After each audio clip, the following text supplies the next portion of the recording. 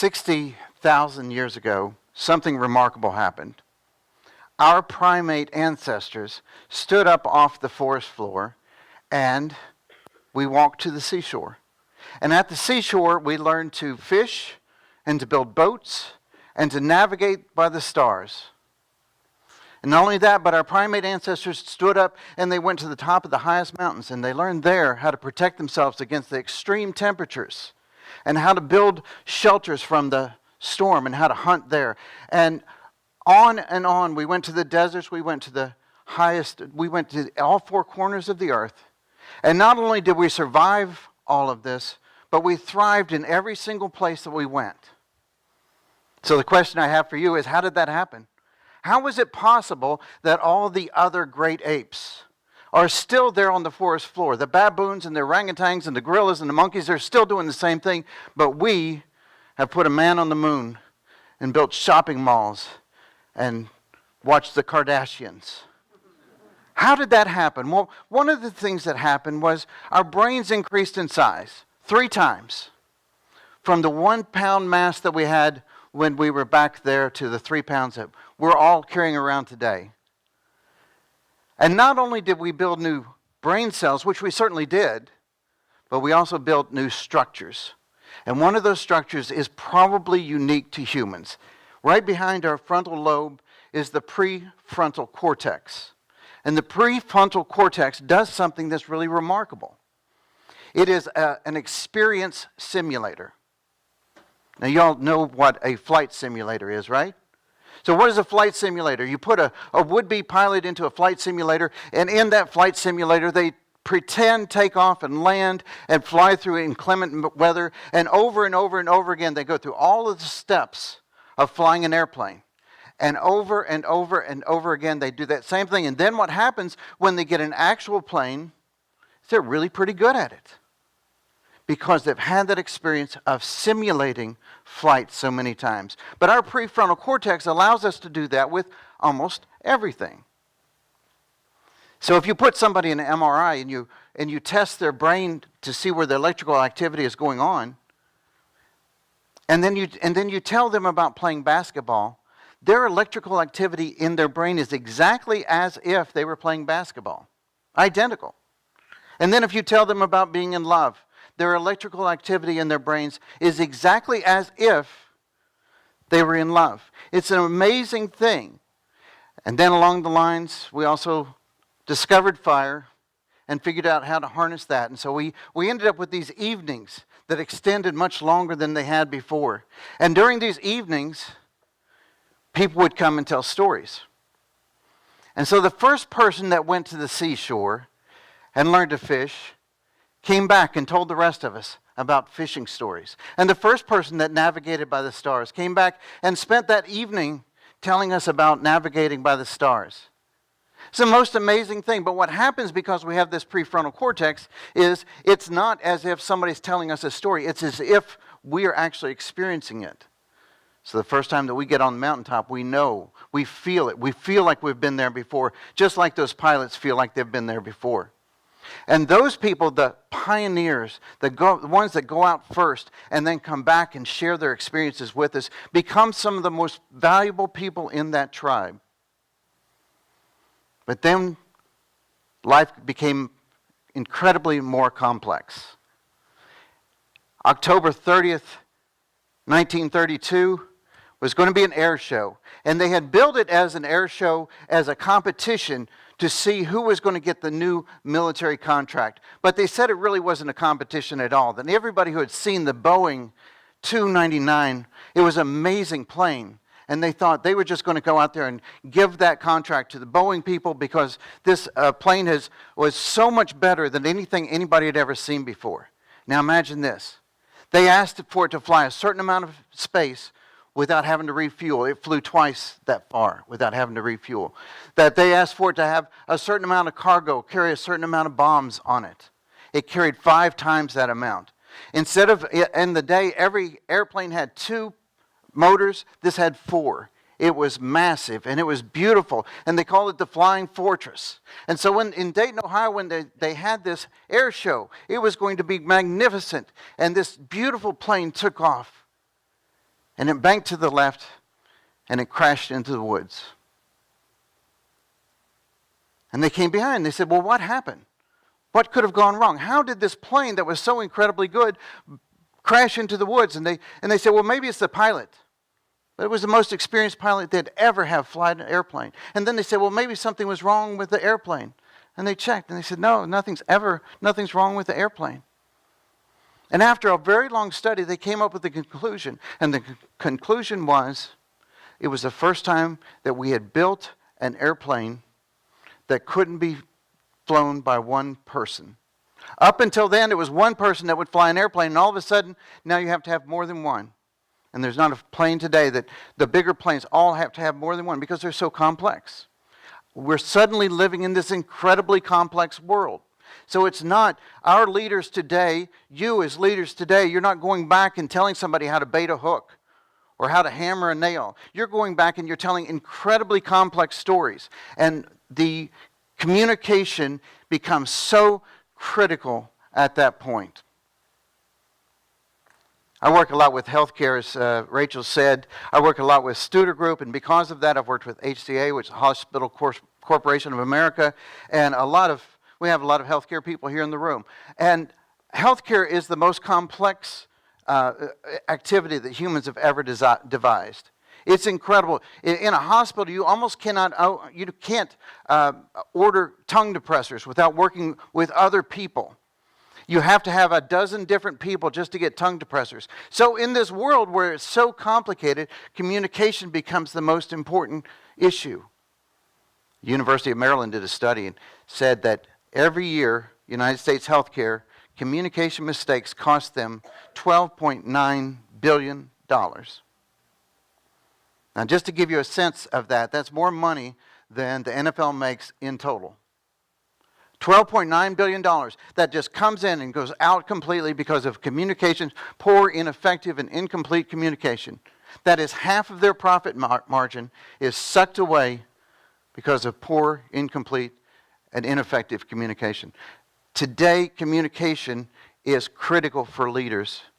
If you're a leader in this in this room right today, 80% of your time is spent communicating. And yet, the studies show that 90% of us never get a single class, never have a single moment of training on how to become a leader. How'd y'all become a leader? Do you remember that moment that you went from being a worker to a leader? It's a big deal, isn't it? Right? I mean, you're the best accountant or astronaut or architect or whatever. You're really good at your job. And they're really excited about you, right, Paul? And then all of a sudden they say, guess what? You're a leader. And the skills that it takes to be a leader are not the same skills that it took to be a great architect. You know, if you're sitting there as a great architect, what are you doing? You're spending your whole day looking at designs and doing this beautiful stuff and CAD CAM, and you have to be good at all that. And then all of a sudden you have to lead a team of people, and that's a different skill set. What got you here isn't going to get you there. I remember the day that I became a leader. I was at a TV station in Nashville, Tennessee, and I had the best job in the world. I was a graphic designer. I was a young man. I was a graphic designer. And this was my whole job. This is an awesome job. I wish I had it today. This is an awesome job. What I would do is go in the morning and somebody would give me my assignments. Here's the designs that we want you to do. And then I would go and sit in a dark room with a massive computer by myself, put on my headphones, and all day long I was by myself listening to great music and doing great designs. That's an awesome job, isn't it? Wouldn't you like to have that job? That was awesome. Now, I'm not saying that chaos wasn't happening, but chaos wasn't happening to me. It's a TV station. It's one of those real complex things. And there were department heads out in the hallway that were yelling at each other. And there were people being fired. And there were people mad at each other. And there was real tension in the station, but not in my room. I got music and I got art, and I'm happy. And then tragedy happened.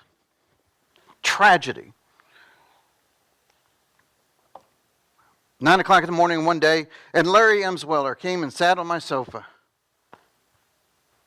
And I'm like, Larry Emsweller ran half the station. He's the operations director. He was one of the most important people in the station. And he sits on my sofa at 9 o'clock in the morning, and I'm trying to get work done. And I'm looking at him, and he says, Mark quit. Mark quit. Mark was my boss. And I looked at him, and I said, oh, that's going to be like really hard to fill that job. Nope, we got it handled. And he points his finger at me and he said, you're it. Tag, you're it. That's the moment that I became a leader. That's the moment. I argued with him. I said, I don't want it. I don't want it. You see what I'm doing here? I'm having a great time. But he explained, and this happens to so many of us. He explained the problem is that I was never going to move up. I was never going to make the money. I had a young family. I had a new baby. It was time. You're going to have to be a leader in order to do that. But the good news is they were thoughtful about it, and the first thing they did was they gave me lots of training. They said, you're going to need to know how to hire and how to fire. You're going to have to do evaluations. You're going to have all of this training. You're going to have to read spreadsheets. And don't worry, we don't want you to go and be a leader yet. We're going to give you months and months and months of training. And I didn't touch anything for months because I was in training. Isn't that the way it worked for you? It didn't work that way for you. It didn't work that way for me either. That conversation with Larry Emsweller was the total of it. 20 seconds of, Mark quit, you're it, bye. And you laugh, but it's really sad. It's really sad because I was a terrible leader. I'm embarrassed to say how awful I was. Literally, for the evaluation process, they said you have to do evaluations on your staff. And so I would literally take last year's evaluation and retype it and change some details so it almost looked fresh and hand it in. That wasn't fair to my staff, but I didn't know how to do it. And for 5 years, they got flawed evaluations because their leader was incompetent. How'd you become a leader? Just one day, they poke a finger at you and they say, it's your time. But to give Larry some credit, in Nashville, Tennessee, we didn't have something called Studer Community Institute. And I'm not sure if he had decided that I needed classes. I'm not sure where he would have sent me. I'm going to spend a second here and shout out what a remarkable thing we have with Studer Community Institute. Isn't this remarkable? See, because they analyze, they look, and they say, what do leaders need to know how to do? And they say communication and leadership and evaluations and all of these things. And that's exactly what the classes end up being. And they do it every time. And you know who signs off on every one of them? It's Quint. Think Quint knows something about being a great leader? I think so. I think he's written some books on that. But he looks at that and he says, these are the classes that you should take if you want to be a great leader. And I'm proud to be here representing the communication part of that. But let me say, if you're here, Allie, because your boss, Allie, somebody sent you, you should send them a thank you note. Because talent development doesn't happen often enough. It just doesn't. So often people don't get developed. You know, they put you, Wendy, they put you in a role and then they say you're going to do that and don't get out of your lane. Just go and do what you're supposed to do. But your boss looked at you and said, we believe in you and we think you can be something else. And we're going to pay for this. And then we're going to allow you to take a half a day off on Friday, March 9th, to go and do this. That's a great thing. Send them a thank you note. And be specific. A great thank you note includes the words about, here are some key takeaways that I learned from that class. But I know some of you are here because you took out your own credit card. And you looked at the syllabus, you looked at whatever this was, and you said, that's something that I want to learn. And I'm such a big fan of that. Oh my goodness. If you did it yourself and you took a half a day off work and you paid for this yourself, that's massive. Let me say that I am such a big fan because the day when your maturity happens is when you say, I'm not going to wait for somebody else to do this. I'm going to do it myself. And that's the moment. When you say, okay, I'm taking, if we looked in back rooms and break rooms and cubicles across this country right now, you know how many people are sitting back there saying, well, waiting for somebody to develop me. When am I going to get some of that development? I've been here 6 years and they haven't offered me one class. But some of you are here, and I know you came here because you had your own credit card and you said this is important, and that is a level of maturity that we don't see that often. You know, when we talk about communication, the Carnegie Institute of Technology had a statistic that said 85% of your success in the next 5 years has to do with your ability to speak and communicate your ideas.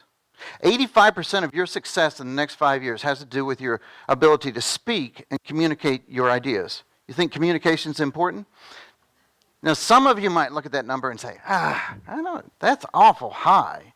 You know, I don't think that's fair. But the world has changed. You know, in our parents' day, in my parents' day, I'm older than most of you, but in my parents' day, you would get a degree, you would go get a job, and you would do that job for the rest of your life. You know, if you're an accountant, you've been an accountant your whole life. Now, all of a sudden, we're holding jobs on average 7 years, right? And so the world has changed. If we looked at the Fortune 500 from 1970, 65% of those companies don't even exist anymore. Don't we wake up every couple of days and look at the newspaper and find out that some career that people have worked in for a long time just doesn't exist? If you notice the SunTrust building doesn't have SunTrust in it, what happened? It's not the way we bank anymore, right? Just went away, just like that. So if 85% of your success in the next 5 years has to do with your ability to speak and communicate your ideas, it's because suddenly communication is critical. And the ones that are really good at it really get some accolades for it. Think about Steve Jobs. Steve Jobs started Apple, obviously, and then he was kicked out by the board. Apple struggled in the time he wasn't there, and then they brought him back. The day he came back, the stock went up 200%. Now, not the year he came back, not the month he came back, not the week he came back, but the day he came back, the stock shot up 200%. Why is that? Because they looked at him, the stock market looked at him, and they said, we think he's competent and confident and innovative, and we think he's going to do something remarkable with that organization. And of course, he did. Anybody looked at Apple stock lately? It's through the roof. So, but that's the communication. When you see him stand up and do a product launch, he did it better than anyone. When he went to give a speech at a university, some of those are the best speeches you've ever seen. It's really easy to see him and say, wow, he's really good. So how do we know if your organization's any good? How do we know if your department's any good? How do we know if your nonprofit is any good? How do we make that decision? We base it on what we can see. It's called the halo effect. The halo effect goes like this. If you're good at something we can see, then we assume that you're good at other things that we can't see. It started a university study. The university study did this. They took some photographs of some students that were really good looking. And then they took some photographs of people that were just average looking. And they mixed them all up. And they put them on this computer screen. And they said, we want you to sit down and guess these people, how smart they are, how studious they are, how good of a citizen they are, how kind they are, all these other qualities. There's no way that they could possibly know, but they guess. And you know what? They guessed that the people who were better looking had other qualities that there's no way you could determine that by looking at a photograph. So what happens with us is when we see somebody who's a great communicator, we assume you have qualities that you may or may not have. You know, I was never good at Excel spreadsheets. I still don't know how to do Excel spreadsheets. Does anybody know? No, you'll never encounter that. But you'll see me up here speaking. And then you will assume, the halo effect will mean, you will assume that I'm good at other things that I'm not necessarily good at, which Excel is one of those.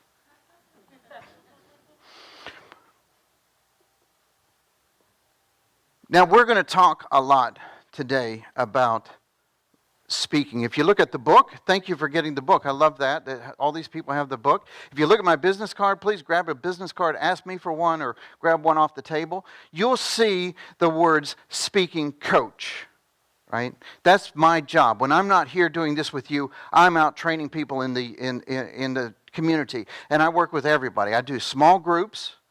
I've done several small groups of people that are in here, and then I do individuals. And a lot of times people will come to me and they'll say, Daniel, I have this presentation, and in order to get to that level, I'm going to have to give a presentation. So I'll work with that leader, and that happens all the time. So I'm doing that all the time. But I don't want to get too hung up on the word speaking, because today we're talking about communication broadly, right? So I don't want you to say, this happens. And I know Stephanie Howard's here from Studer Group, and she's a front desk operator, right? Best front desk operator I've ever talked to. She's fantastic. But, I was over there, and I was working with some of their people, and they said, well, who does the most speaking in our organization? And they're thinking CEO, CFO, who's who? Well, no, I said to them, the person who spends the most time speaking in this organization is Stephanie Howard. Because before I got in there at 9:15, she had spoken to 80 people on the phone. So I don't want you to get hung up on this speaking, because you think, well, I'm not ever going to be up on stage. I'm not ever going to have these lights. I'm not going to have the PowerPoint up there. I don't have all that stuff. Don't get too hung up on that. I was training, as Rachel said, HCA, Hospital Corporation of America in Nashville, and when I went back the second time, they raised their hand. One of the ladies said, hey, we changed the way we've written our emails based on this training. And she said, you should call yourself an email coach.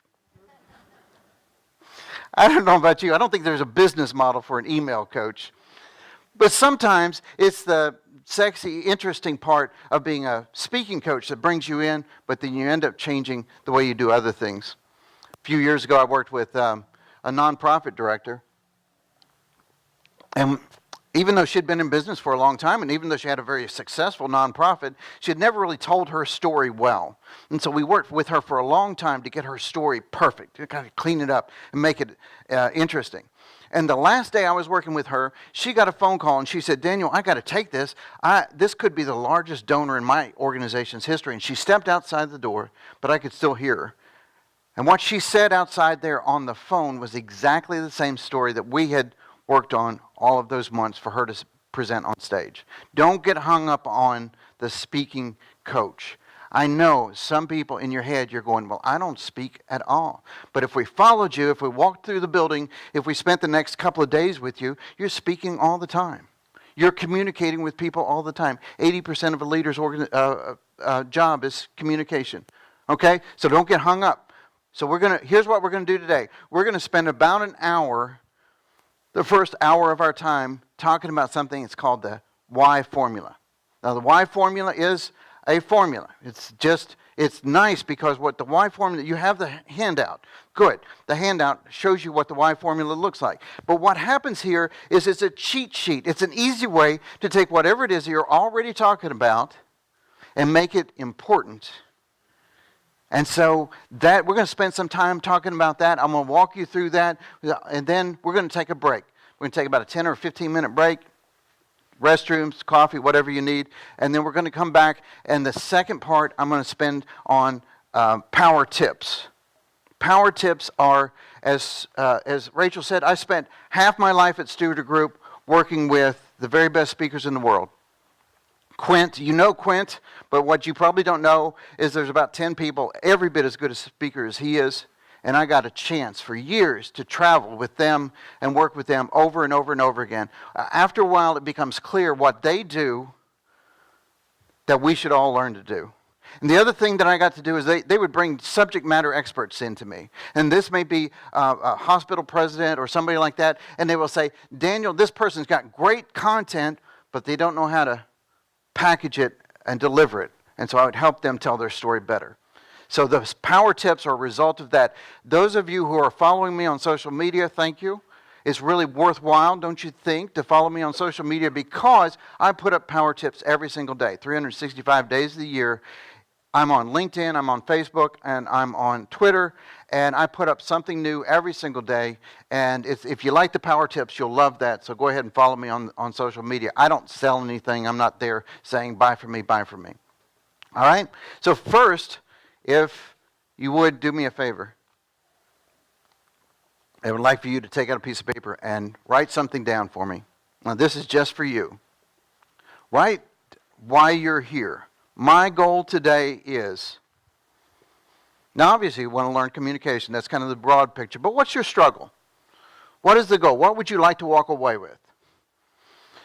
Science shows us that if you have a goal and you write it down, you have a 43% better chance of achieving it than if you don't write it down. 43%. Same goal, same passion, same barriers to getting there. But if you write it down, all of a sudden you'll get there. And then because we're all adults, right? We are all adults. Because we're adults, if we get towards the end of our presentation and we haven't hit on your subject, raise your hand and say, Daniel, this is what I wanted to talk about, and you haven't talked about that at all, and we'll address that. So now that you've written that down, now that's just for you, but as you refer back to it, if you have a written goal, you're going to achieve it much better than if you don't. While you have your paper out, though, do the second favor, which is to take notes. I'll hit you another study right here. Studies have shown that if you take handwritten notes, you will retain 700% more than if you don't take notes at all. 700%. Isn't that an amazing number? Right? So we're going to spend 2 hours together today. So that will be equivalent to us having a 14-hour communication session, doing nothing more than writing down some notes as we go. All right? Everybody ready? Whew. Everybody ready? Everybody's asleep. Not yet. All right, let's see how this works. The lights did something funny. Anyway, this is the why formula. The reason that we do the why formula is because we want to have an important communication and not a boring communication. 90% of the time, our communications come out as pretty boring. So the why formula starts with, on the left, the why. And the why is why you do what you do. Why does your organization exist? What is your why? If you're here from Suter Community Institute, Nicole, you know what your why is, right? How do you know what your why is? Because you live it every day. Not only that, but if you're with First T, Allie, you know what your why is. And I did a national conference with them. Greatest thing in the world. All golfers. I don't play golf. I didn't understand a word they said for a week. Literally. I mean, people in the hallway, hey, what are you doing? It's good to see you. And then they won over birdie T minus squared or something. And seriously, I would look interested. I didn't know what they were saying. But the nice thing about training with the First Tee is that I didn't have to talk about the why, because they don't have a single piece of information that doesn't come out and you flip it over on the back and that's exactly what their why is.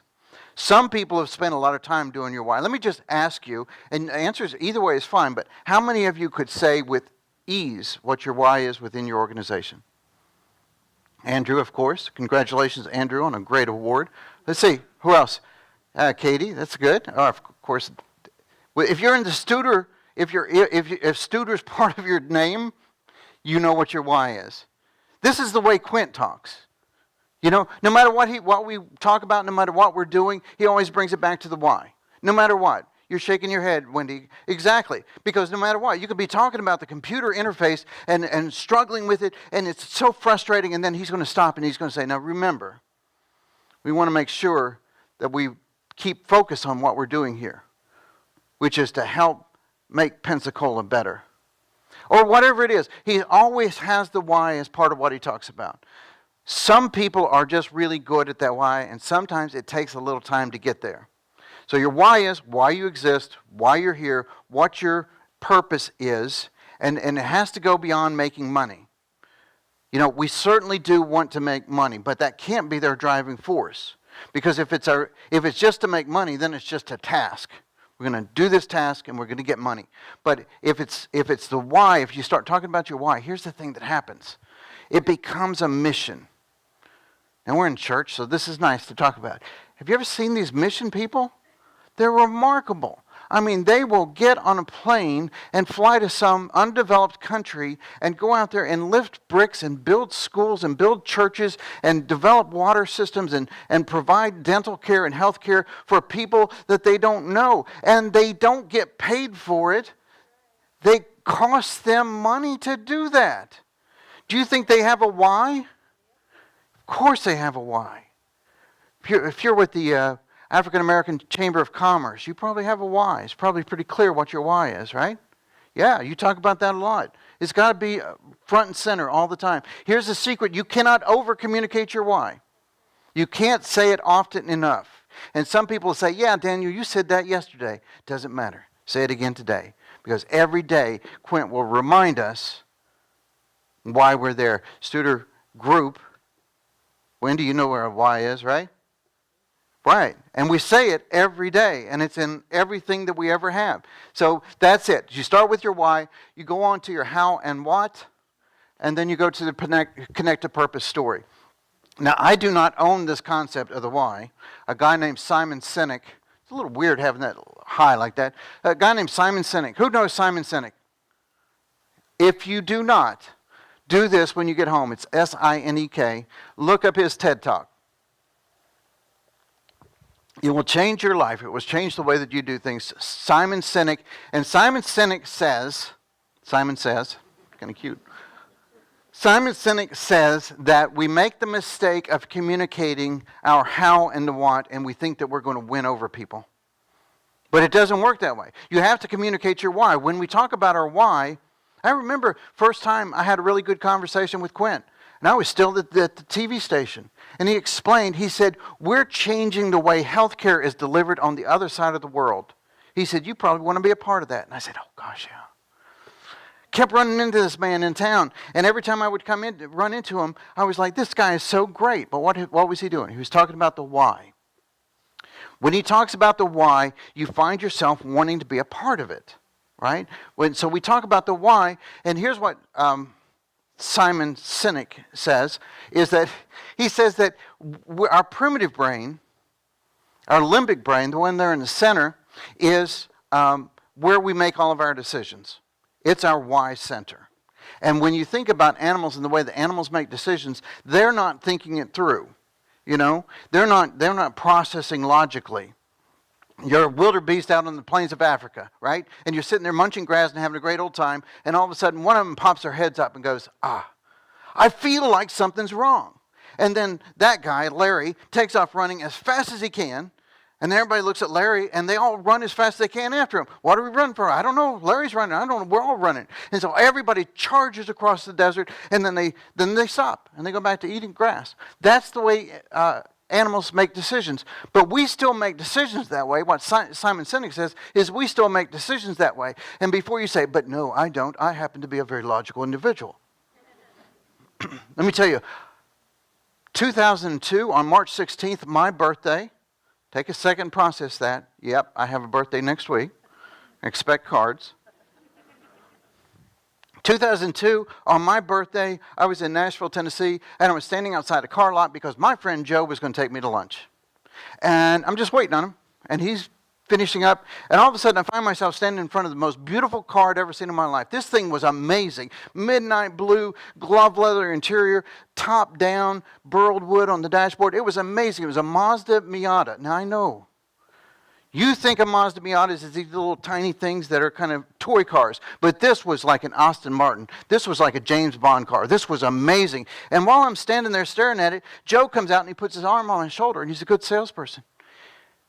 And he says, Daniel, you would look so good in that car. He said, now imagine this. You got the radio blaring, you got the top down, you've got that little redhead in the seat next to you, and you're blasting down that beach highway with sea spray and salt air. Can you see that? And I said, oh yeah, I can see that. And I bought the car. But let me ask you this question. Do you think anybody's ever bought a Mazda Miata because of a logical choice? Let me tell you, the answer to that is no. Because when you own a Mazda Miata and it's your only car, you have a problem every single day. I mean, I would be at the grocery store and a 12-pack of toilet paper, and I'm like, I'm not sure it'll fit. You know, I'm buying one row and coming back the next day and buying another. It's amazing how many decisions you have to make when you have a Mazda Miata. I remember being at an event. It was a barbecue, and a friend of mine had too much to drink, and he asked for a ride home. And I was like, what are you, like 6'2"? 240? I don't think you're going to fit. He understood that when he responded to my why, then I was hooked. But if he had said logically, now I would tell you, and I did a lot, I would justify my decision. Oh, yeah, great gas mileage, Resale value is fantastic, and you can park it anywhere. But the reality was I bought it because he had given me that image, and it was a great car. But this is the way really good advertisers work. Think about Harley Davidson. Harley people, any Harley people in the room? Oh, good, I can insult. Oh, all right, you'll get with me later. Because, Harley people are crazy. I love Harley people, but they're crazy. They are. They're just crazy. My friend in Nashville, also named Dan, buys a $38,000 motorcycle. There's no logic in that. And not only that, but when you buy a Harley Davidson, you're not done. Then you have to have the boots and the shoes and the socks and the underwear and the vests and the caps and the keychains and all the other stuff. Every week, Dan's coming out of the Harley store with some more swag. Everything on his body was Harley Davidson. Some Harley Davidson people even get tattoos. Now, when you're a marketing person and somebody's getting your brand tattooed on their body, you're done. I'm done. Can't do any better than that. But somewhere along the lines, what Harley Davidson figured out is how to attach it to your why. And what they said was, we believe that there's a little bit of an outlaw in everyone. And my friend Dan, now I'm an outlaw. And no, you're a dentist. But it gave him a why. It gave him a why. It attached to something that he felt. Now, I happen to drive a very nice 2013 silver Dodge Grand Caravan. You think anybody's ever gotten a tattoo? Of course not. It doesn't make any sense. It's illogical because Dodge Grand Caravan doesn't have a why. It doesn't stand for anything. Harley Davidson people are insane. They'll do this when they go down the highway, wave at each other, and then they'll pull over on the side and they'll spend time talking about their muffler system. They call it pipes. Oh, you've got great pipes. Oh, you've got great pipes too. Did you see their pipes? It's the most exciting, but it's insane people. And bless you, we'll talk later. But somewhere along the lines, they tapped into a why, and then it meant something, and Dodge Grand Caravan doesn't mean anything. It's a commodity. I could have gotten the other brand, and it wouldn't have made any difference. If you're a Harley Davidson, you don't buy another brand, do you? Right? They're terrible. They're yeah. But I make fun. That's funny, but the reality is that when Martin Luther King Jr. was on the Capitol Mall, and 200,000 people were in front of him, and he said, I have a dream. I have a dream that one day people will be judged on the content of their character and not the color of their skin. And 200,000 people looked at him and they said, yeah, I have that dream too. And they became part of his tribe.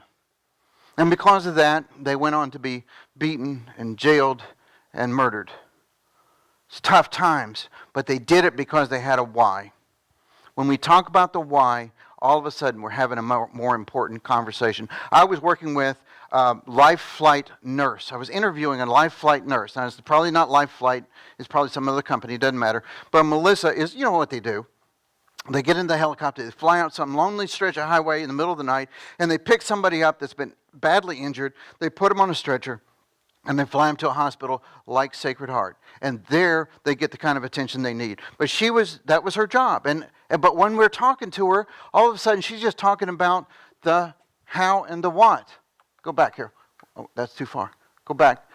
Okay, she's talking about her how and what. How often they go, what they take with them. She's talking about how and what, how and what. And it's a fine conversation. She's likable and charming. But it wasn't an important conversation. But then I said, but Melissa, you ever save people's lives? And she said, oh my gosh, yeah, every week. All right, well, let's talk about that. And we started talking about that, and she told stories about a little girl who was, her mother and father were badly injured, and they took them in ambulances to nearby hospitals, but they flew the little girl into Sacred to get the kind of attention that she needed. And the little girl was terrified. She'd never been in a car wreck before. Her mom's gone this way, her dad's gone this way, and she's terrified. And Melissa said that she had to reach into the place where the little girl was and hold her hands. And they sang songs from Frozen on the way to the hospital. All of a sudden it becomes an important conversation. She said that she was in the hospital. A lot of times these life flight pilots, when they stop, they'll do lunch while they're there in the hospital. And so, but they look different because they got to have flight suits on, right? They have complete get up. And so she's looking up at the menu, and somebody comes up, wham, grabs her from behind. Biggest hug she'd ever had in her life.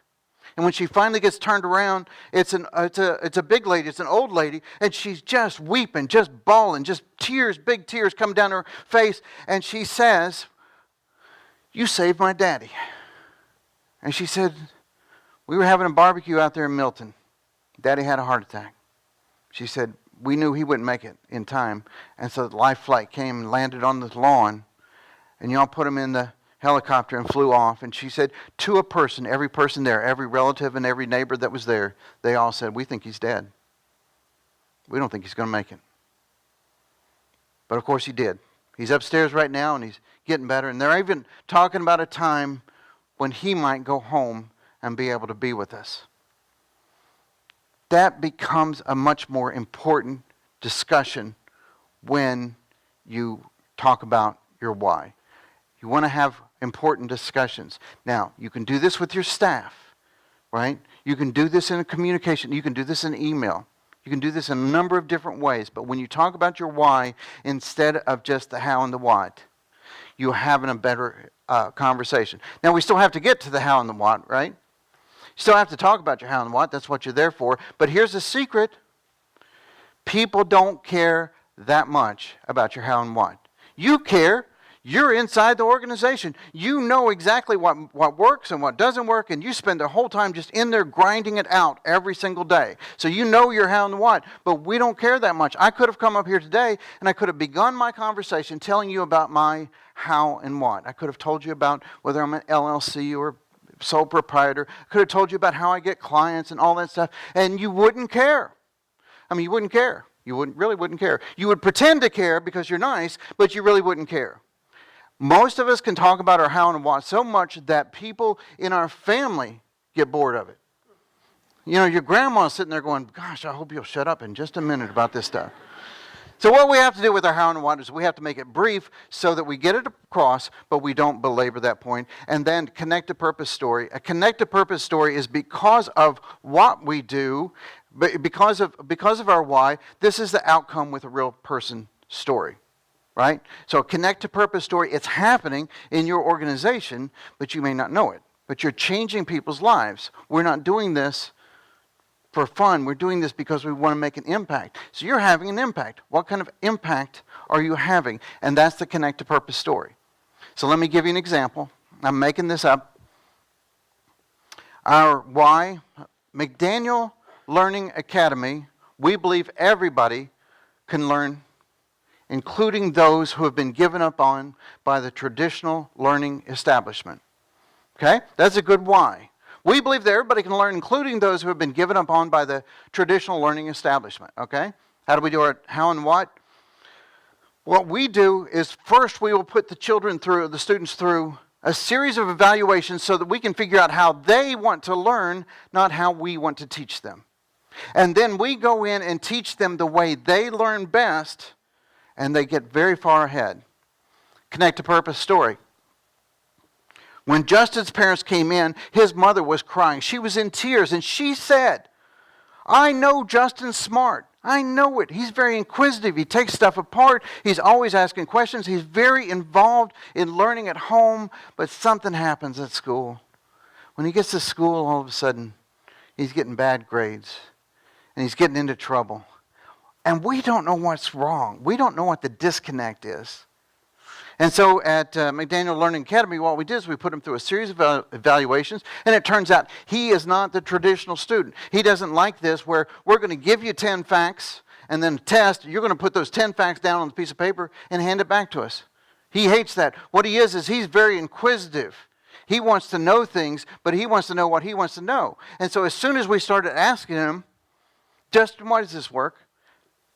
Why doesn't that work? Well, how else would this work?" As soon as we started asking him questions, rather than giving him answers that we want to get back, he got really involved. And he was very inquisitive, and he was very smart. And he did well in junior high school. He did well in high school, and now he's at Georgia Tech, and he's working on an engineering degree.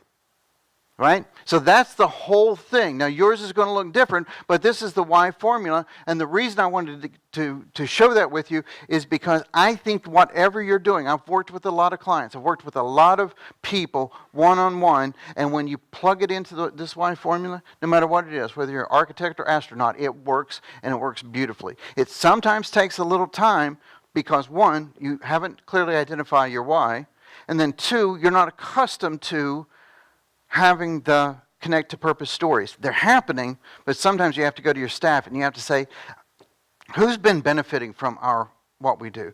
Who's been benefiting from that? How are their lives changed because of what we do? Right? And so those connect to purpose stories are things that you have to harvest. Now, I like staying on time. See, because if I do things that you see and I do them right, then you will assume that I'm good at things that you can't see. All right? But I like staying on time. I told you I would take a break at the 10 o'clock hour. It is now 10 o'clock. So we're going to take a break. So at the break, I had a question, and I think I ought to address it. People ask about being afraid of being on stage. Fear. We do a lot of surveys. You have a survey today, right? We do a lot of surveys in my company, Studer Community Institute. As a matter of fact, if you have the word Studer in your name somewhere, you get lots and lots of surveys, right? For everything. And I love them. And I use that to become a better speaker. I use that because I want you to get more out of this. And if I'm not doing what you want, I can read about that in the survey. But one of the questions we get a great deal is questions about fear. Fear. I'm afraid of being on stage. I'm afraid of losing my place. I'm afraid of looking foolish. I'm afraid of not making sense. I'm afraid. And I have some thoughts on that because we've gone through this enough with our one-on-one clients. We do one-on-one clients and we do small groups, and that comes up all the time. So the first thought is this. I want you to get over the thought that you're going to die. You laugh, but that's exactly what, this is what people tell me. They'll say, you know what, I get up there and I'm having trouble breathing and my heart's beating real fast and I start closing down and my focus, I can't see in my peripheral vision, and they think they're going to die. And I say, no, you're not going to die. That's just your body getting ready for a big event. Now, I happen to go to the YMCA. Who's here from the YMCA? Thank you for being here. What a great organization that is. Talk about having a why. You have a why, right? I mean, it's like that Simon Sinek says, yeah. But anyway, so I'm at the Y, and I'm not very good as a runner. But I'm on the treadmill, and I have a personal trainer. I call him a personal torturer.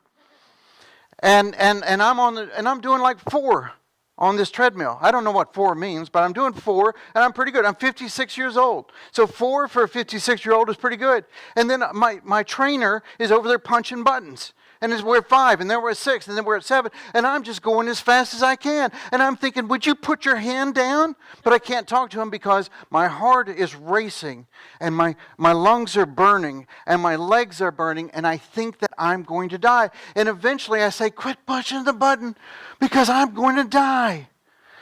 And he says something that's very smart. He said that you're not going to die. He said, this is your body getting ready. This is your body. Your lungs are burning because you're learning how to process oxygen better. Your heart is beating that fast because you're learning to pump more blood where it's needed. Your legs are burning because you're building muscles there, and that's what it feels like. What you're experiencing is what it feels like to get ready for something important. When you stand up on stage the first time and you get all of those feelings, don't panic. That's your body getting ready for something important. That's the most important thing. The second thing is to really know your content. So often I work with speakers and they get up on stage not fully prepared. You know what it means when you get up on stage and you're not fully prepared? You're going to make mistakes. You have ample reason to be nervous. I would be nervous too. You know, if you made me go and play basketball right now, I wouldn't be very good at it, and I would be nervous about it because I don't know how to do it. But I'm not nervous about this today. You know why I'm not nervous about this today? Because I have practiced this over and over and over again. I got a chance to speak at the First Tee National Conference. I told you about that. All the golfers talking about stuff I didn't understand. But I got a chance to be there, and because it was a national conference, I practiced for 6 months my presentation. And I would stand in my office, and I would do it the entire hour for 6 months. So by the time I get here today, I don't have any reason to be nervous. I know this content forward and backwards. And the reason that people get nervous is because they've not done the work ahead of time, and they're not fully prepared, and they are afraid they're going to lose their place because they haven't worked on it. If you are fully and completely prepared, then you may still be somewhat nervous, but you know your content. You know what comes next. You know how to tell the stories. So that's it, not knowing your content. You cannot be over-prepared for these. Then the third thing is, we say in our organization, we say a lot of times people are wearing their glasses backwards. You're wearing your glasses backwards. Think about this. We buy glasses so that we can see out there and see you better. But then we put them on backwards, and all we do is spend the whole time thinking about ourselves. I'll tell you a great truth that goes beyond communication, that nobody who is self-absorbed is ever happy. The more you think about yourself, the less confident you become. You think this isn't true? Look at Hollywood. Everybody in Hollywood is gorgeous and talented and rich and miserable. That's why they have problems with drug addiction and alcoholism, is because they're miserable, but they spend their whole time thinking about me, me, me. And if you think about me, me, me, you're miserable. I have a coach, Claire in Jacksonville, and she spent time with me, and she said, well, you know why? Because in here isn't a very pleasant place. And I said, I don't know, Claire, I've worked with myself a lot. I've done a lot of positive thinking exercises and that kind of stuff. And I said, I think it's pretty positive.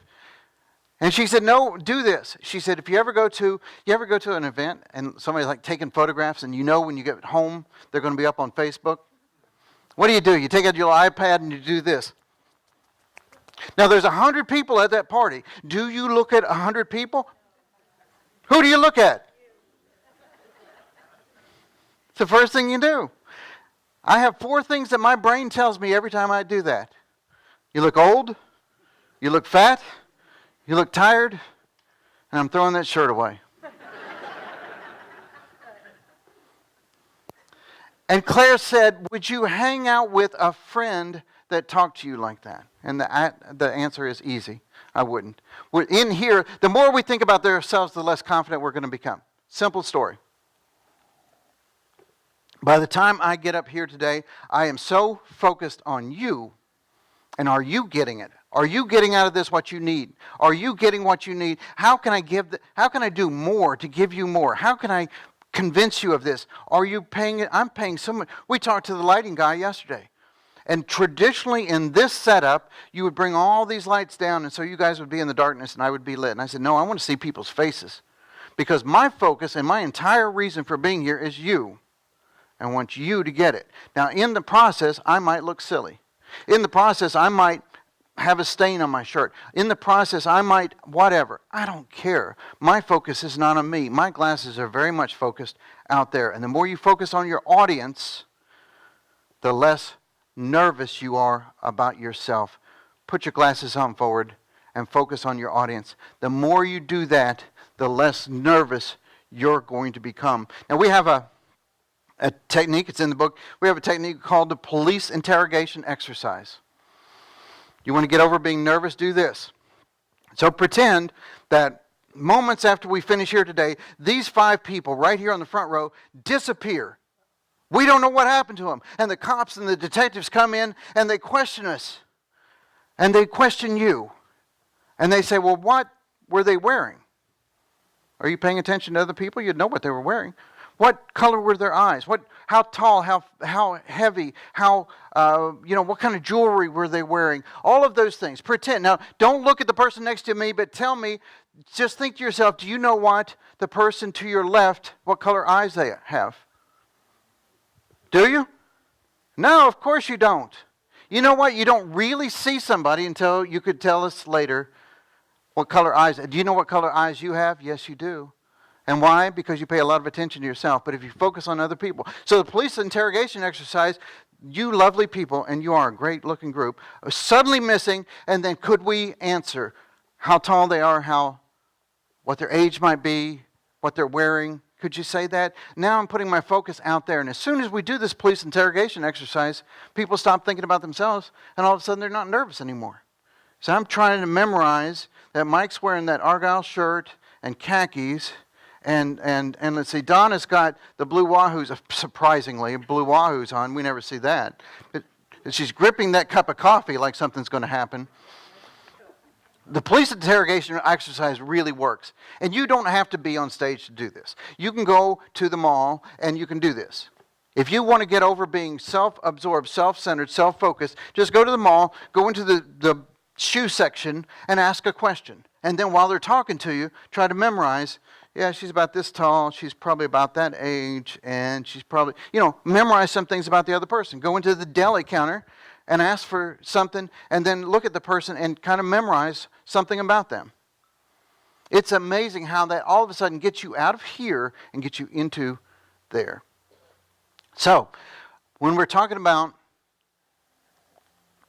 power tips, I have to start here because this is the most important thing, I think, is banning monotone. You know what monotone is, right? Ferris Bueller's teacher. I have to find where that lip is so I don't come off right in this guy's lap. Monotone, remember Ferris Bueller's teacher? Bueller. Monotone is the death of engagement. I need you to all be engaged with me. I need you to be paying attention to me. I need you to be focused on me. Because communication doesn't happen when somebody's back in the back playing Angry Birds on their phone. Communication ceases to happen when the person is bored, when they're checked out, when they're taking notes in the corner and they start writing their list for their groceries later. But monotone, it kills. I've seen so many presentations, and at some point, 30 minutes in, 45 minutes in, all of a sudden you just, it's the worst thing in the world. You can't bear it anymore. So there's 3 quick ways that we can ban monotone. And these are really easy. You vary your volume, you vary your speed, and you vary your tone. It's amazing that people don't do this, but maybe they haven't heard. So now that you've heard it, you'll do this. Vary your speed. So you say some sentences really fast and some sentences really slow. Some sentences really slow. So you say like 85% of your success in the next 5 years has to do with your ability to speak and communicate your ideas. 85%. Now that's not fair, is it? See, I said part of that really fast and part of it really slow, and it's much more engaging. In our small classes, sometimes we'll put up the alphabet. It will say part of that fast and part of it slow, and we get the people in the front to say A, B, C, D, E, F, G, H, I, J, K, L, M, N, O, P. It becomes much more interesting just doing nothing more than varying your speed. Vary your volume. So you say some sentences very loud and some of it very quiet. A friend of mine's dad died, and I went to the funeral, and it was in a primitive Baptist church. And she was engaged with the family and the loved ones and everything, and so I didn't even get a chance to say hi to her, but I needed to be there. But the primitive Baptist church, I thought, I was raised Baptist, so I thought I know how this goes. So what I did was I sat in the back and against the end of the pew so that I could sneak out when it gets boring. Now those of you who know what a primitive Baptist church is like probably laughed at that, because primitive Baptist churches do not get boring. But I was raised Baptist, and in the Baptist churches that I attended, I'm certain not this one, but they would try to bore you into the glory land. They would just, like if you could sit through enough of those, that St. Peter would go, good gracious, and punch your ticket and you get a front row seat. So I had imagined that I would be there on the end of that pew, and as soon as it got boring, I was sneaking out. And it didn't get boring. This pastor was amazing. Without amplification, without a microphone, without a sound system at all, he would bellow so that the windows in the back of the room would shake. And he would say one line so incredibly loud, and then the next line he'd say in a whisper. And I wish I could do it for you. I have tried, and I cannot get that level. But he would say, people will tell you that Brother Henry is gone. But he's not. He's right here with us today. And it was so compelling that I couldn't peel myself out of that place. Now, I don't want you to be a Baptist preacher. I don't want you to be yelling your financial results at your department head meeting. But can't we do just a little bit? Wouldn't it work just a little bit? I mean, think about this. We had a great month in April. We had a great month in May. We had a great month in June. And then all of a sudden, in the summer, something happened. That's not too much, is it? Couldn't you do a little bit of it to make your conversations more interesting? So vary your speed, vary your volume, and then vary your tone. You know what a high tone is, right? High tone's way up here. Like, la, la, la. You don't want to do it the whole time, because we just went through an election cycle where some people didn't understand that just because you have 10,000 people in the audience, you don't need to scream the whole time. And you'd have that, my fellow Americans, if we're going to be doing this, we have got to be there.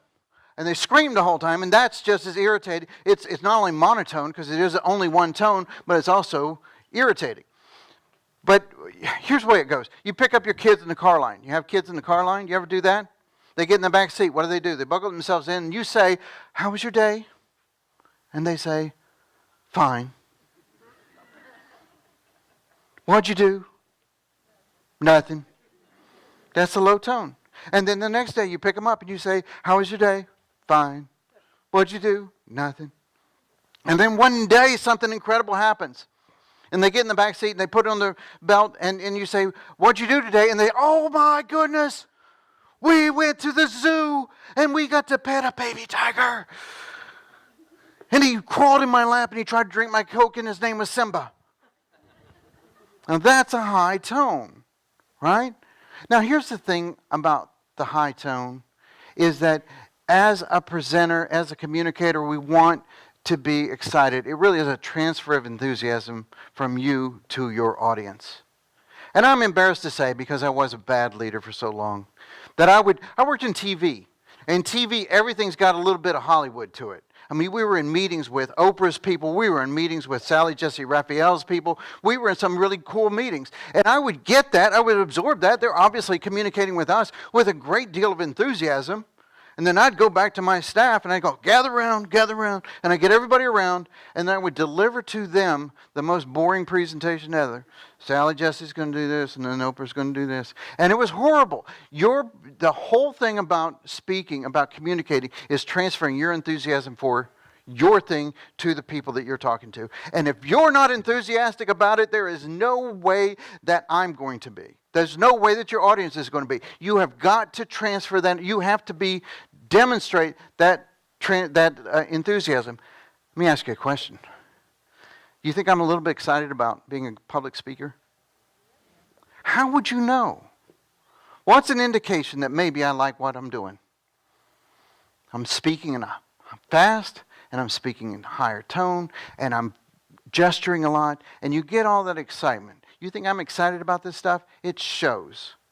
I get done here and I'm exhausted because I've put so much energy into this presentation. But if you don't have that tone of voice that says I'm excited about this, if you don't communicate your enthusiasm, there's no way that your audience is. And there's nothing worse than boring them when you could be igniting them. Now the number one, okay, got your pen out? Ready? The number one thing that is the difference between the Quint Stewardts of the world and the rest of us. The number one thing that's the difference between the very best speakers you know, I'd like to say a politician, but I can't say a name because we're all so divided that everybody go, oh, I hate that person.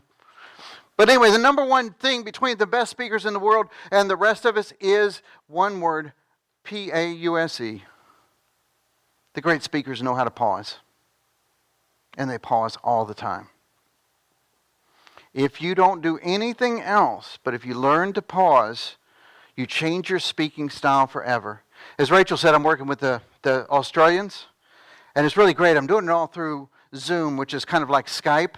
And because our hours are so messed up, I'm working with them like in the middle of my night.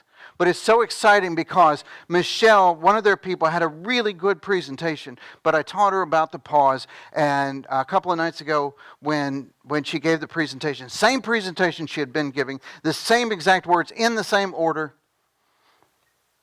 but all of a sudden she paused. And she would say a line, 1001, 1002, 1003, 1004. And then she would say the next line. And it was so exciting to watch. You can change your content by doing nothing more than pausing. Please learn how to pause.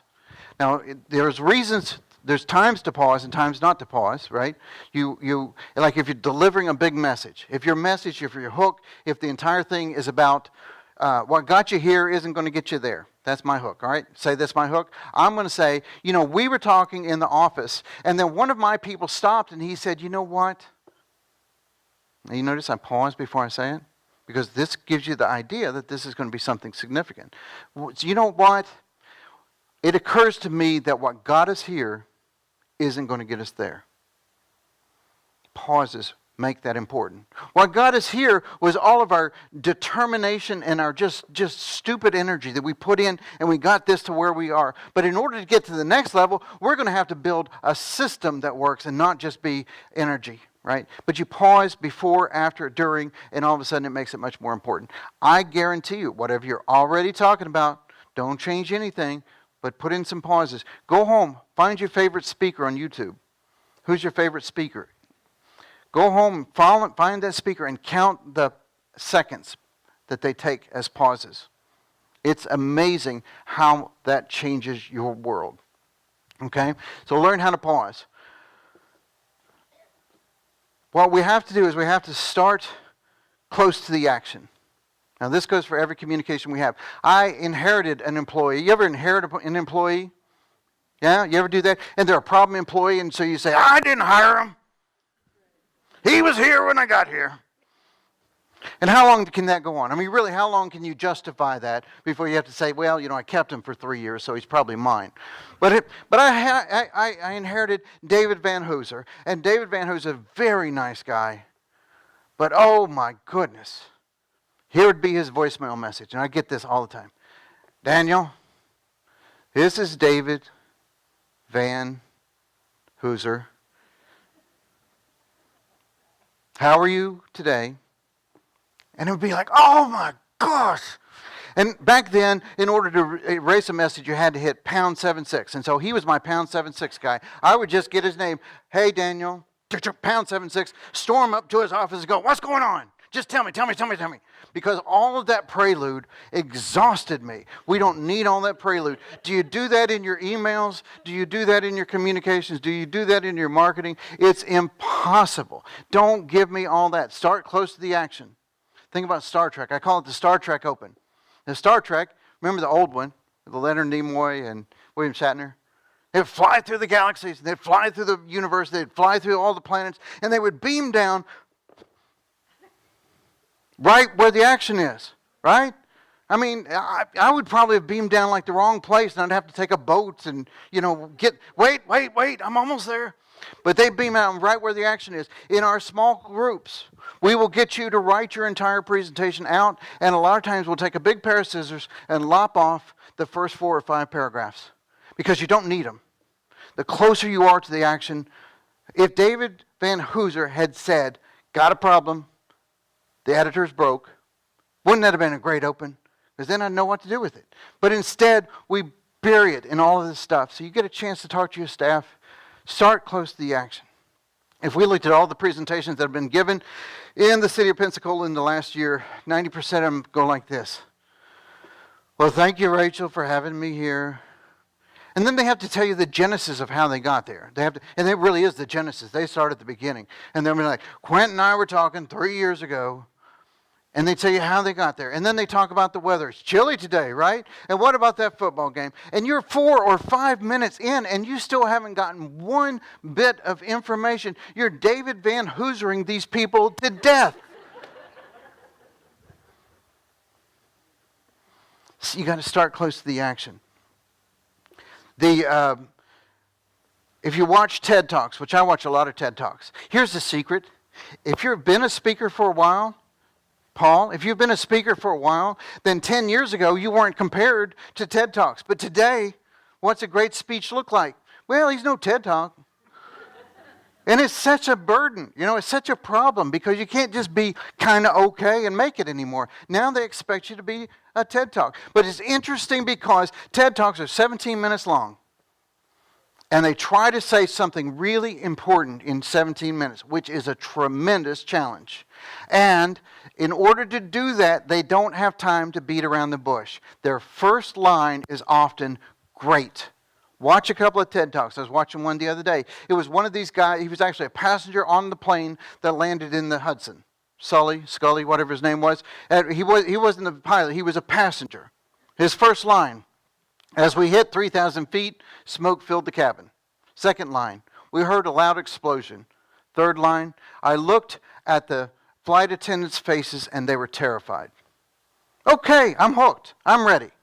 Can we start that close to the action in whatever it is that you're talking about? So get rid of all of the prelude. Get rid of all the buildup. Get rid of all of the stuff that starts and start close to the action. And then here's the secret too.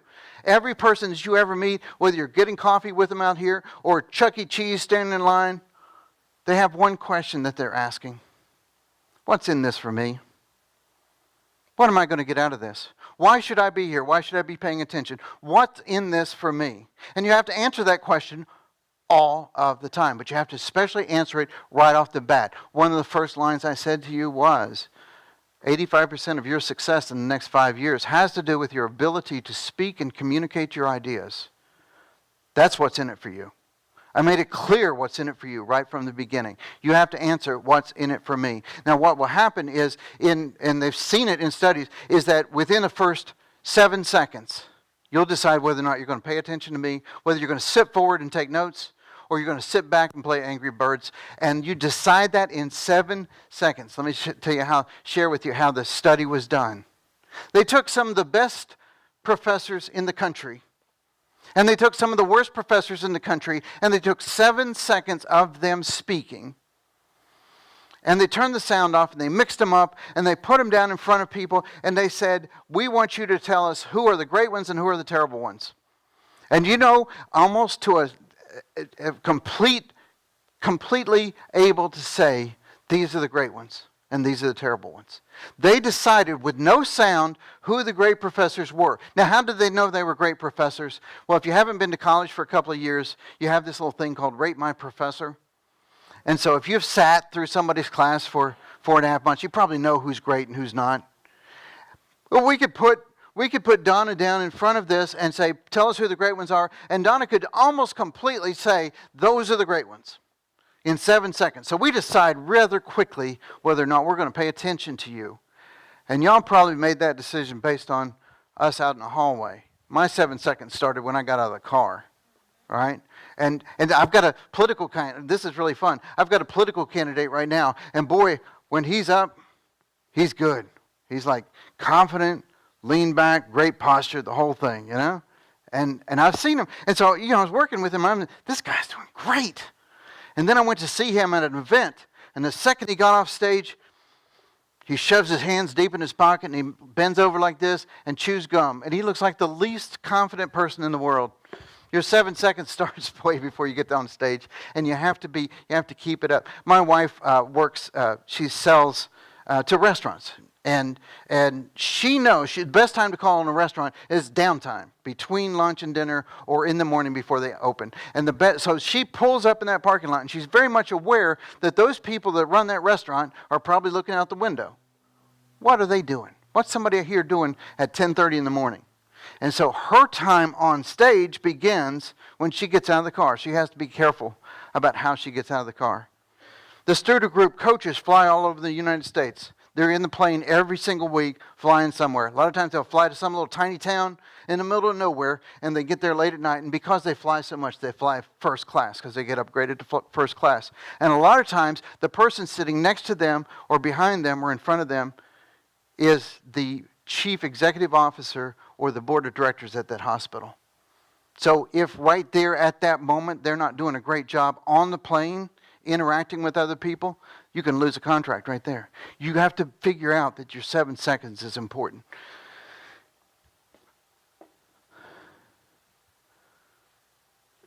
So, just talking to Reggie about this. Call and response, right, Reggie? Call and response. My friend Margaret does a better job at this than I do, but I wanted to bring this up because this is so cool. The call and response goes like this. If you see Margaret speak, she's like this the whole time. You know, Alex, you probably do the same thing I do, don't you, Alex? Don't we have that same thing going on? And Wendy, when we go into a patient's room, we have to put up the bed rails. You've been a nurse a long time, so you know how that works, right? And Jen, listen, what are the first 4 things you worry about in the day? And she's like call and response. The whole time, you can't go to sleep in hers because she's going to call on you. You know, the whole time she's asking questions and getting answers, and asking questions, getting answers, and nobody can check out at all.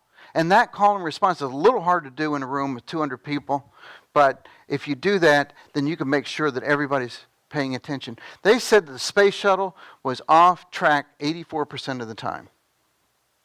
84% of the time. But what it would do is it would send a little ping down to Earth, and the space station on Earth would send a little ping back up, and it would adjust its trajectory.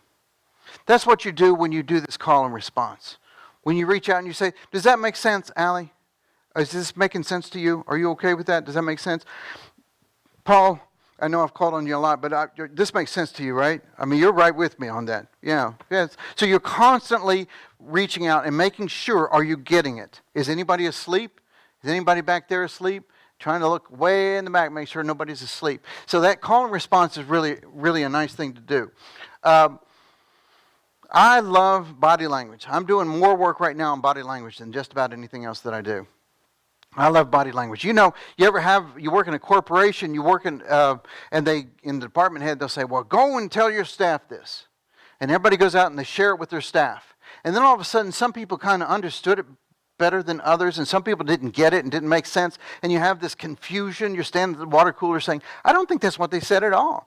What happens is that we as leaders sabotage a lot of our communications with bad body language. We're saying one thing, but our body language is saying something else. I was working with a group of nonprofit directors here in town, and with part of our training, we videotape everything. And so I'm looking at them later, and I'm realizing that they're doing that. They're sabotaging so they're up there and they're saying, we really care about this. Children are important. This is critical for our future. And, they're saying all the right stuff. But meanwhile, they look like they're bored. So I got them in and I said, all right, watch the videotape and tell us. If you didn't know, what do you think these people are saying? And she said, as man and woman, she said, I think she's bored. And he said, I think he's angry. That their body language sabotaging what they said. You have to pay attention to your body language. So here's what I want you to do. I know we're talking about just speaking right now, but when you get a chance, do this. That's not hard, is it? And wait 4 seconds. So Rachel introduced me, Daniel Pennington. I came up, I stood here, arms right here in the center, and I waited for 4 seconds. What this does is it's an authority pose. Authority is a series of S words. Silent, symmetrical, still. Now you don't want to do this the whole time because you want to be approachable, or at least in most cases we want to be approachable. But this establishes, especially if you're female and you're young, if you get a chance to speak, you need to own that stage. And this is the way you own the stage. The Queen was in the Rose Garden with the elder Bush, Herbert Walker Bush, and they had a joint. They were going to give comments at the end of it. And H.W. Bush is a very tall man, and the Queen is tiny, maybe 5 foot tall. And so President Bush got up and he said his comments, but the podium and everything was set up for him. And then it was time for the Queen. But she was so short that wouldn't have worked. And so they had to go and get a stool, and they had to readjust. And it was like a period of time of chaos trying to get ready for her. And then when she finally got up to speak, she paused for 4 minutes without saying a word. She's the Queen, and she demands to command your attention. Get on stage, stand in the center, feet apart, hands at your waist, and own that stage. You know, I have such a problem with young females who don't feel like they have a right to do this. It's such a big deal. And even if you don't apologize in person by saying it, you apologize with your body language. You get a right to, if you get a chance to speak, I want you to stand up and own it. And I want you to own your words. I want you to own what you say. Don't say, I think, or I believe, or I think perhaps, maybe sometimes. If you have a slide that you can't read, don't say, oh, I know you can't read that slide, and I'm sorry that the coffee is cold, and I'm sorry it's so cold in here. Don't apologize, and don't have apologetic body language. Own this space. You have a chance. It's your time. Own it. It works. Now, when we have our hands here, this is, in all that time I spent in TV, 35 years in TV, the number one question that comes up is, what do I do with my hands? And this is the answer.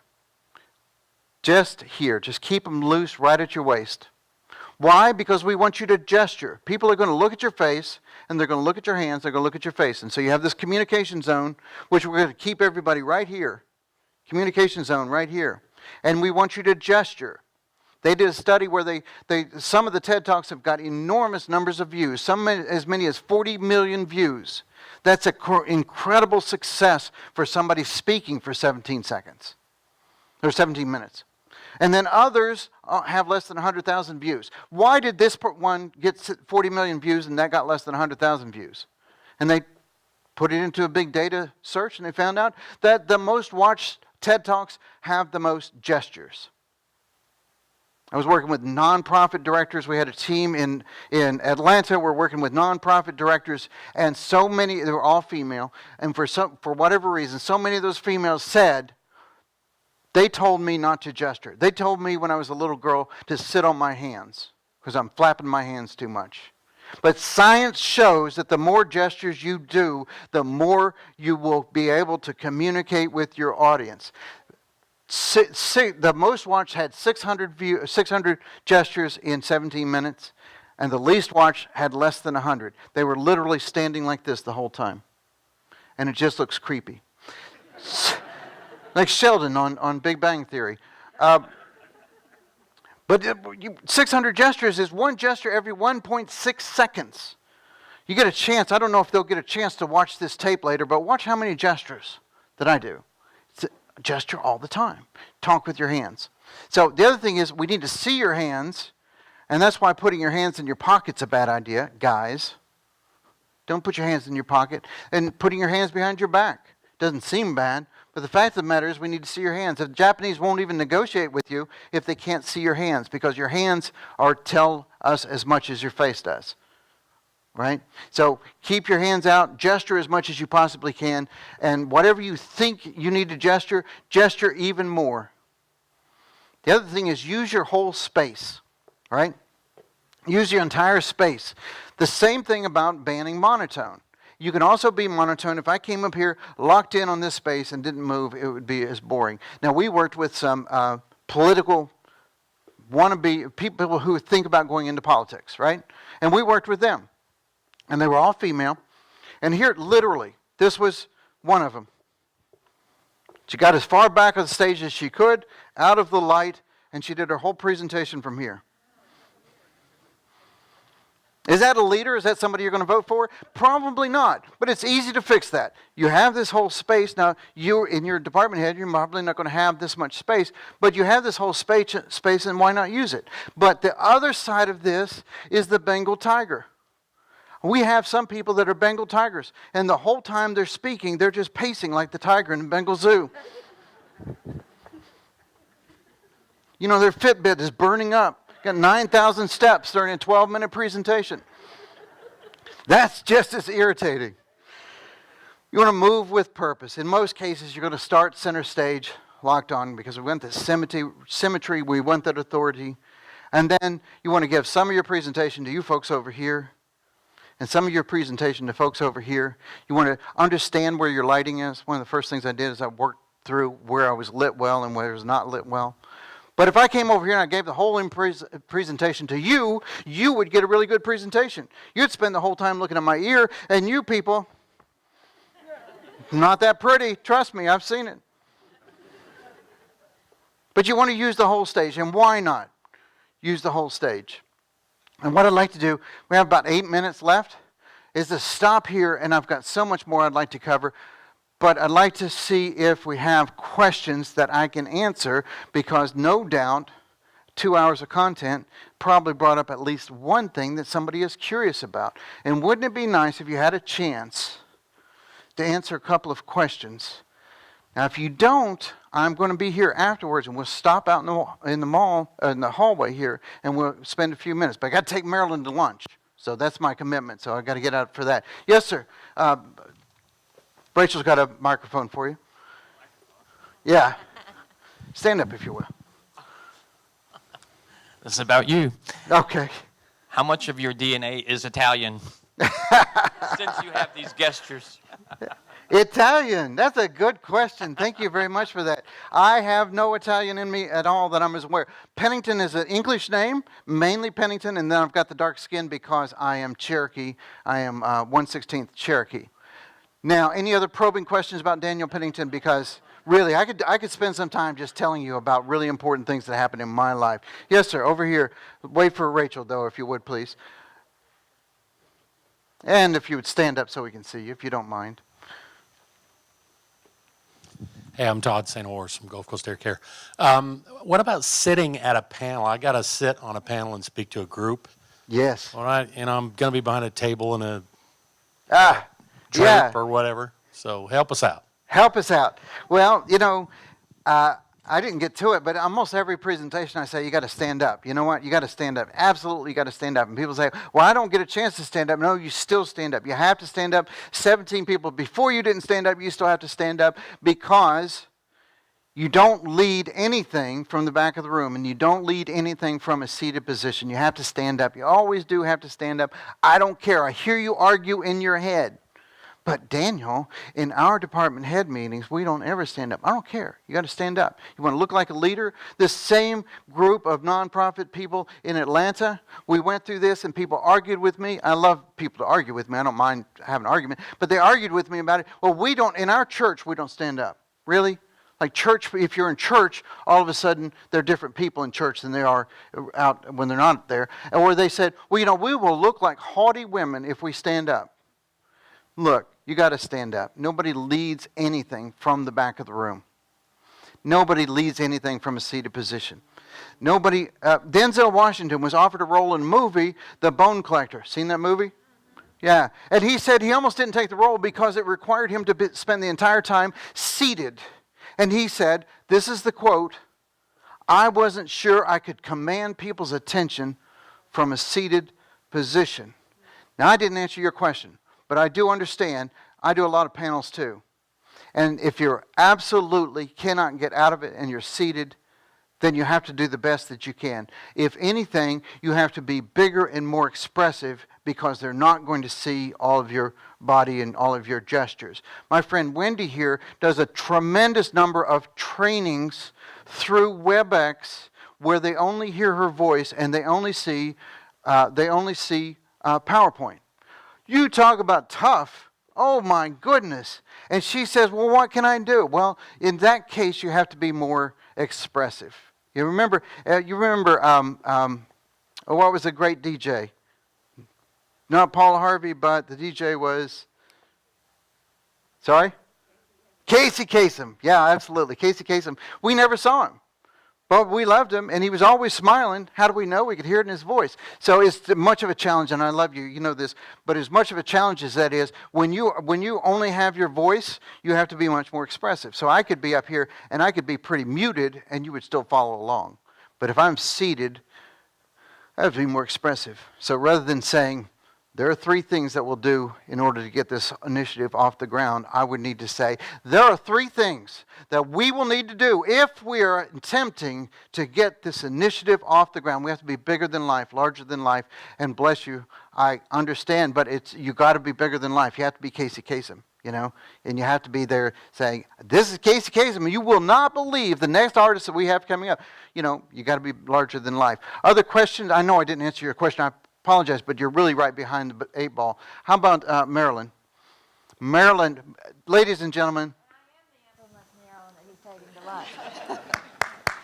We love Marilyn. Thank you. Daniel, in your comments today, you did not talk about the infamous, to you and me, lectern. Now, Lectern. you notice that Daniel did not stand behind a podium, a lectern, or anything like that. And he makes a very big point of it. So I'd like for you to elaborate on why a lectern is not good. Because lots of times we are stuck behind a lectern. Yeah, that's great. The nice thing about her asking that question is she could answer it because she went through that part of the book so many times telling me all the mistakes that I'd made. So, given the choice, we would never ever use a lectern, or you might call it a podium. I wrote half the book with the word podium before I realized that podium isn't the right word. It's a lectern. Well, here's a lectern. But I'm using it just to stand for some of my notes. But this is awful. This is the worst ever because it blocks all of my body. Now it's skinny, so you don't, but it blocks your body. You want to be out away from it. This is a microphone they call a Countryman. This is great. You also have it's what it's called. It's a Countryman. I don't know why. Do you know why, James? I don't know. Maybe they came from Australia. I don't know. But you also have a lapel mic. So when somebody asks you to speak, the first thing you ask is you say, Rachel, thank you so much for the opportunity to speak. And then you say, let's talk about, are we doing PowerPoint? Let's talk about my microphone situation. How many conversations have I had about microphones? Isn't it often that I talk about, what's my microphone? So you get one of 4 solutions with a microphone. You get nothing. And in a group this big, I'm not sure I could fill the space with my voice. But if it's 40 people, yeah, I just spoke at the Institute of Women in Politics. Great group. And I didn't have anything, and it was fine because there was about 40 people there. 2, they'll give you a handheld, like Rachel's got, just a handheld, and that's fine. But what I find is if I did 2 hours like that, my shoulder would lock up, and I would start to feel it. You know, by the end of the time, it would hurt. Plus, if you have notes and you have a bottle of water and you have a clicker and you have all these other things, having that one more thing to do is just hard. 3, you have the lapel mic or this Countryman mic. I love these things because I can still gesture, and I love to gesture, right? I'm not Italian, but I love to gesture. And then 4, you have a podium. And the podiums are death. The lectern is death. Because people come up here. I think a great story, and we're running out of time, but I'm going to tell you this story because it's worth it. Worked with a nonprofit director, a very large nonprofit director here in town, and he had his biggest presentation of his life in Miami, Florida. And so he was smart, and he got people on board. He got an art director to make his slides. He had he had his assistant who was helping him to prepare. Somebody picked out his clothes, and then he hired me to help him present. And I called the venue in Miami and I said, no matter what, he cannot have a lectern. No matter what. Make sure you ban him from the building. There cannot be a lectern there. And so we taught him all the stuff we've been talking about with you guys today and had him down. And he was good. And then when we got there, there's a lectern.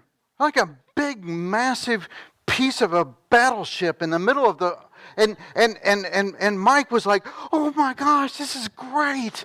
And we couldn't get him away from it. So here's the entire presentation. Lock a hand here, white-knuckled, bending down, reading his notes. You hear what my voice changes when I bend down?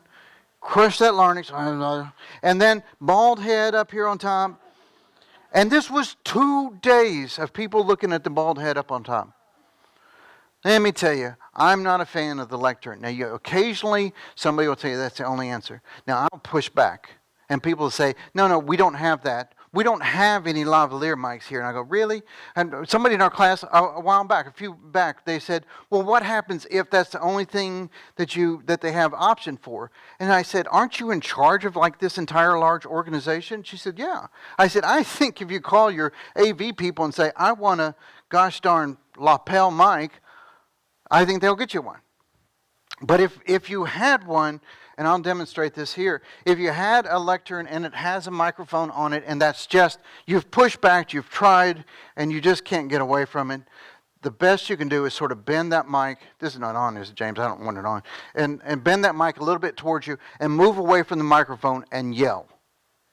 I mean, it sounds bad, but the reality is I'm going to communicate much better with you if I'm over here and being loud than if I'm back here and being unseen. Okay? So that's the answer, Marilyn. Thanks for bringing that up. Ladies and gentlemen, Marilyn's just fabulous. Thank you, Marilyn. And when you read through the books, she didn't make any of the mistakes. I did that. What else? Anything else? And then we're going to wrap this up. Ready? Question over here.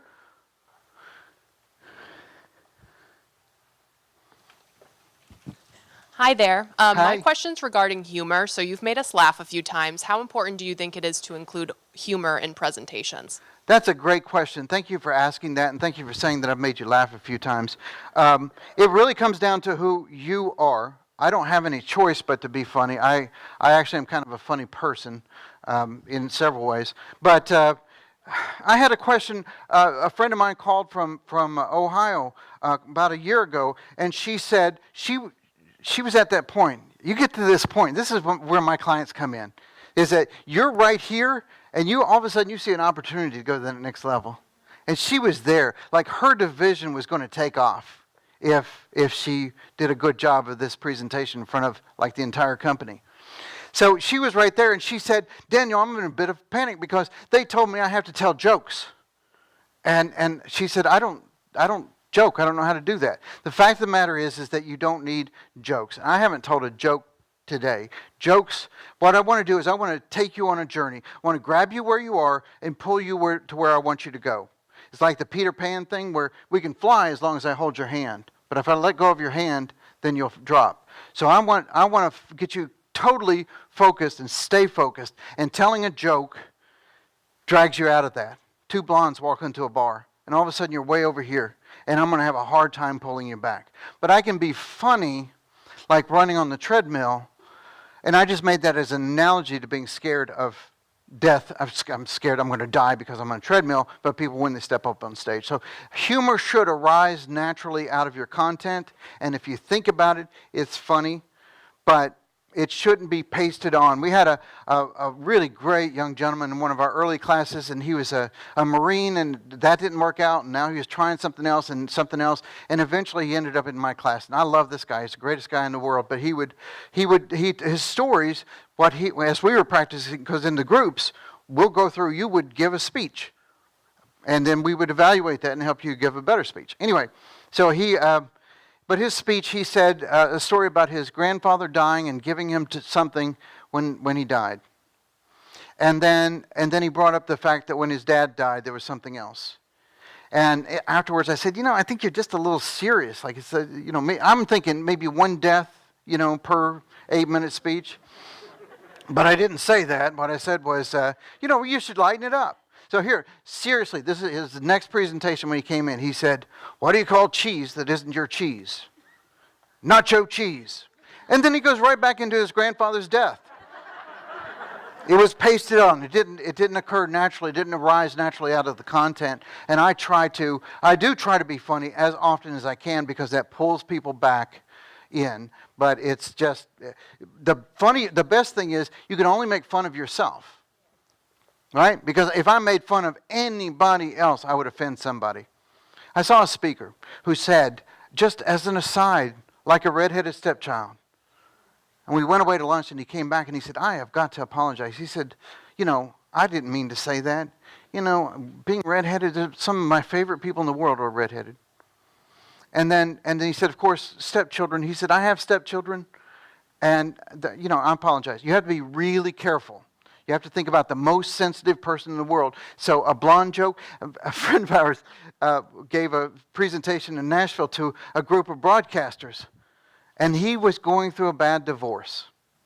And he made a joke about an ex-wife, and he got a laugh. And so he gave another joke about ex-wife, and another, and another. And I'm watching the room, and I'm thinking, I know these women. These women, everybody here is an ex-wife for somebody.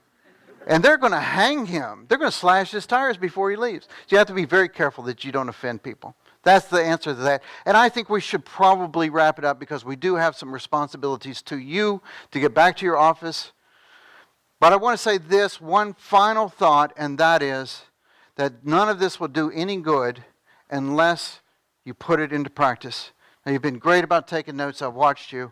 But if you would take your notes, and the next time that you have to have a communication with somebody, if you would sit this down and say, how am I doing this? Am I doing that? Am I varying my speed? Am I using gestures? Am I telling stories? And get good at doing that. I am such a big fan of everybody for being here. Thank you so much for taking half of your Friday to spend with us. and at the Studer Community Institute. And do take a look at the other classes because they're all fantastic. Now, your evaluation matters, and I want you to be honest.